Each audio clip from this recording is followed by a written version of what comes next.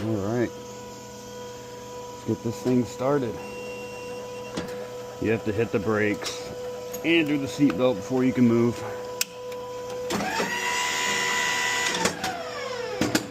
Oh, and you still gotta take it out of neutral.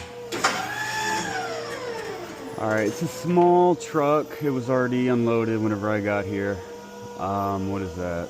3, 6, 8. So I'm gonna go ahead and separate them all now, just so I can get the small stuff out of the way.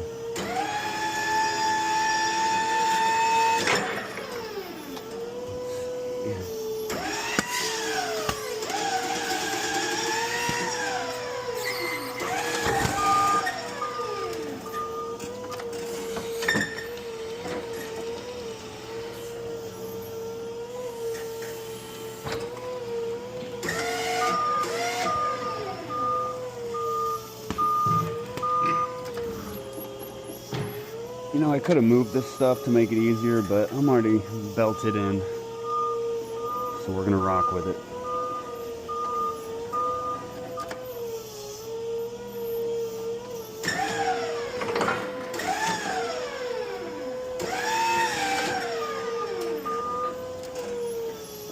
The thing about driving the forklift is it's all about confidence.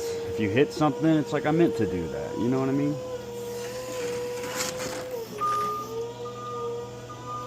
Like, I can bump that. You know, I meant to do that.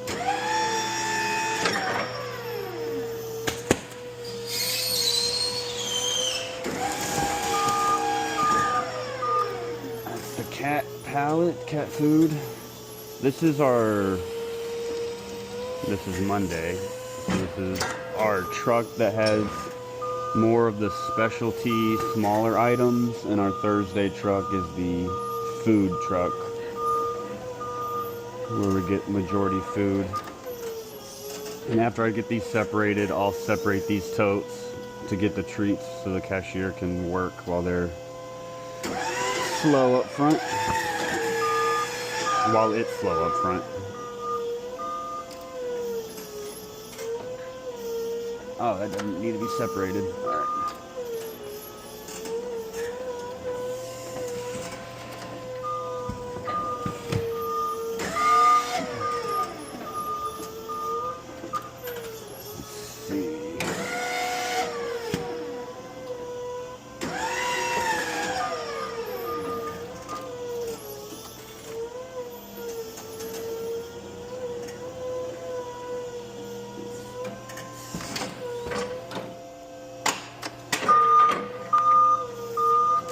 I'm gonna turn this sucker right here.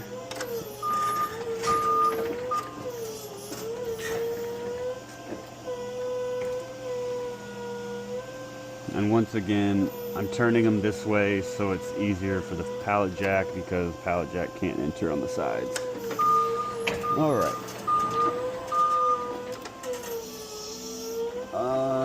Let's hold off on this one.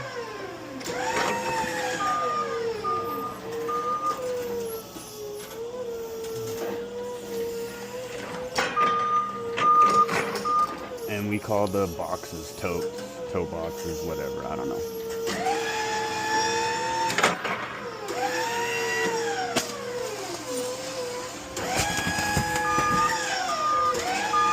And I used to cut it, but eventually I just said, why cut it?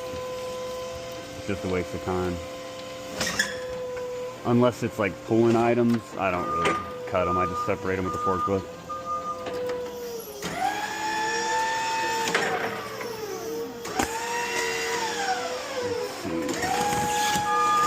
Like that, I would cut that one normally. It's usually the same culprits: the training pads, the dog toys, the litter boxes. This saran wrap stuff, it'll make you look like an idiot because it is so strong. I've tripped over it many times. And you think it'll break because, you know, you can poke a hole. But no, it's strong stuff. It'll stretch like a Stretch Armstrong. There's the callback. That's gonna fall. It's fine. It's fine. It's fine.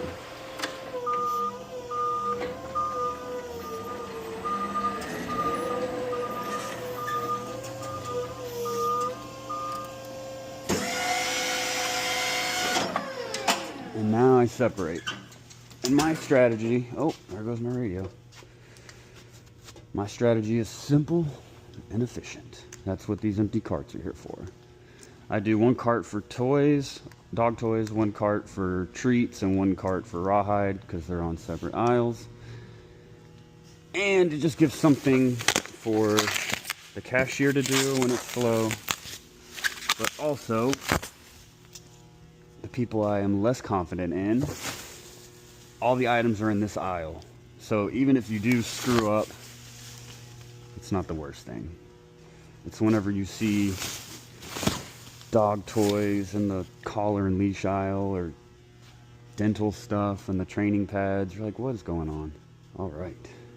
And then the carts, I used to separate them onto the carts when people actually work totes, but no one seems to work totes anymore, so it's just my job the next day.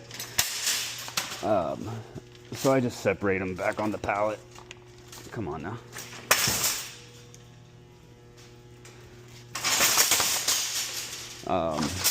And then I just separate them by dog, and then cat, small animal, bird, aquatics, and reptiles. And they are labeled, but you can't always trust it. We've got dog toys. And they will sneak in some stuff, but generally it is mostly that item.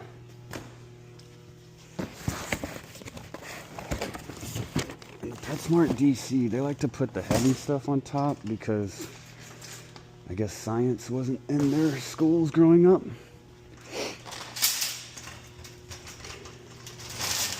Like, let me see if I can find an example. They might have actually been good today, of course, whenever I'm going to call them out. But you'll see like liquids up top.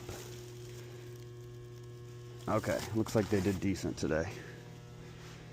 Alright, here we go. Let's separate a tote. Treats. I kind of try to stack them for like the boxes, but then just toss them in the bag. I used to unbox these, but you know, it is what it is. Can't do it all.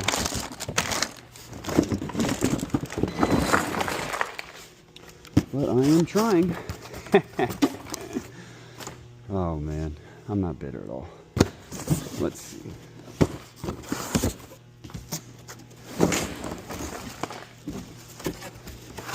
And I know what you're probably thinking, Colton, you'd be more efficient if you put an empty pallet and just stacked it onto that pallet. Yeah, I know. Used to do it. But things change, times change. And I'm trying to better myself, not stress out about other people's work ethic.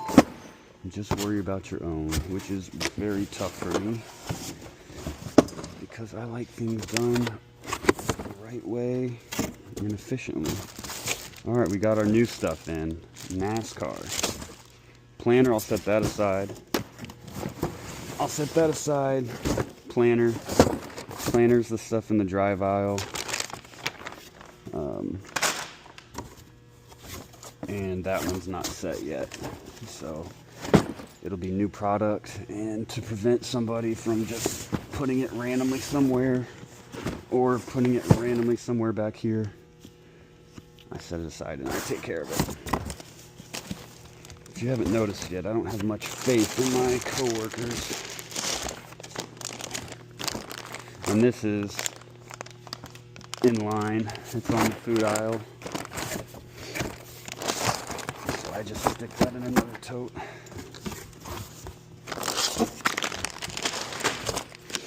I know this is really boring to y'all, but I enjoy it if you've even stayed watching this far.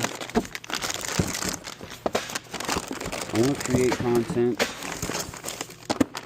that is unique and more of my just random everyday. Why do I do things the way I do them? Because I'm trying to figure out myself, to be honest. That looks like planter tube. Yep. But that one's set, but still put it over here. Like, look at that. Big box. 6 toys. You couldn't just add that to a different box?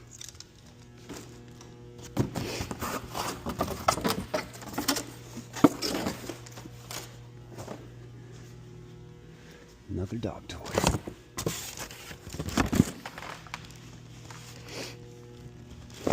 It's looking pretty full. I'm surprised no one's come back here, but they're probably just sitting in the office.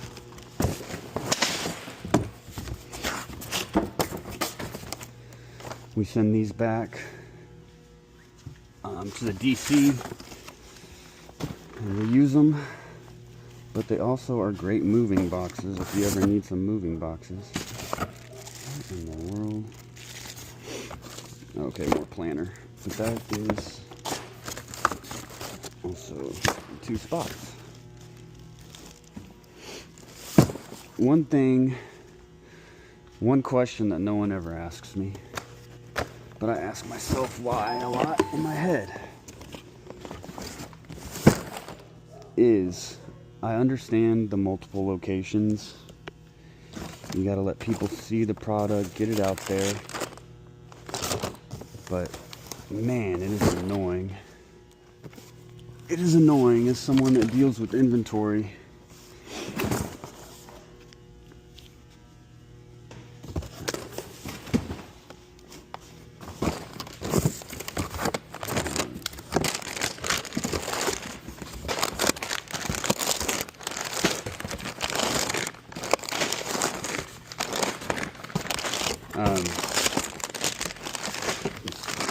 But I would like to work for the DC just to understand why they do what they do.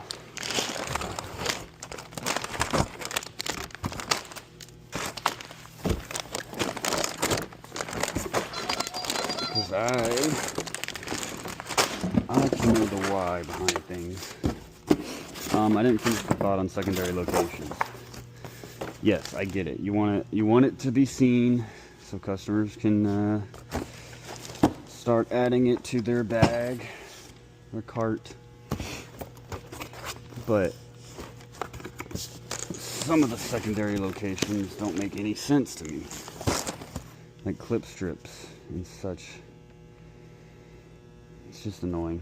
Sorry, I just realized this rant's going nowhere, but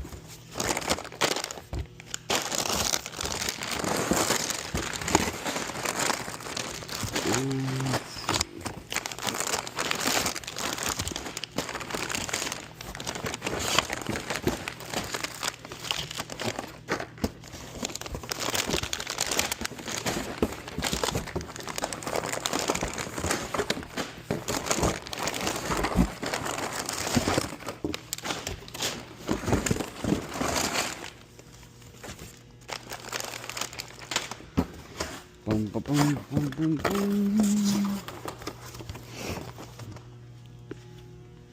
I'm also looking for a good new podcast, if anyone knows of any. I like crime and sports and comedy. Big Howard Stern fan. Just the show, it's such a good show. It gives you that reality, that relatableness. Not a word, but I'm using it. It's just funny to hear him yell at his staff and belittle them. Now, having said that, I don't agree with everything that he does, but the show is fantastic. Hold on, let me rephrase. It was fantastic. This is the part where I just ramble because I feel like I have to talk. And so I'm just going to end it now. while I'm ahead. I'm already gonna have to probably just put on some background music because I'm talking like an idiot, but it is what it is. It's all a part of the process. See, they trick you.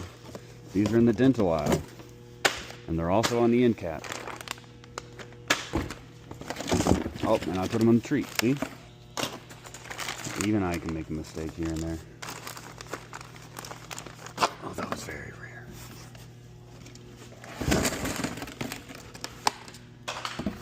Last thing before I go. The new Fall Off album, J. Cole. I love it. I've listened to it probably 6 or 7 times through now. I really enjoy it. First listen through, I was like, I don't know.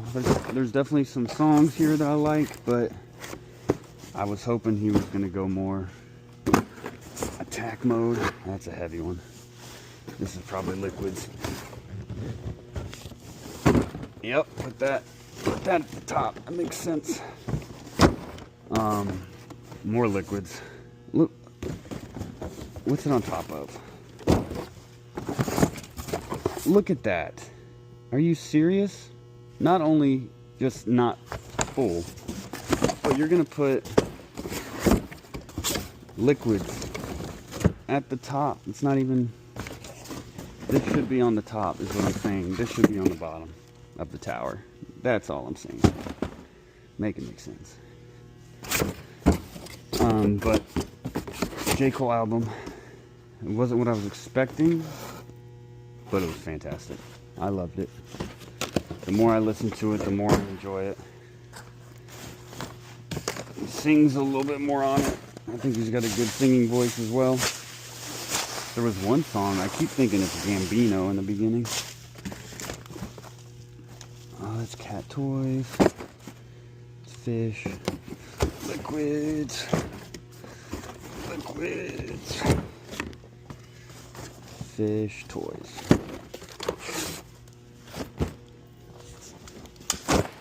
This radio pulls my ears at least a dozen times a day. Fish, reptile, fish, dog, fish, small animal, bird. Got truck mostly done. They started on some totes. This is all back stock. I'm gonna do trash tomorrow and finish up the totes. We're looking good though.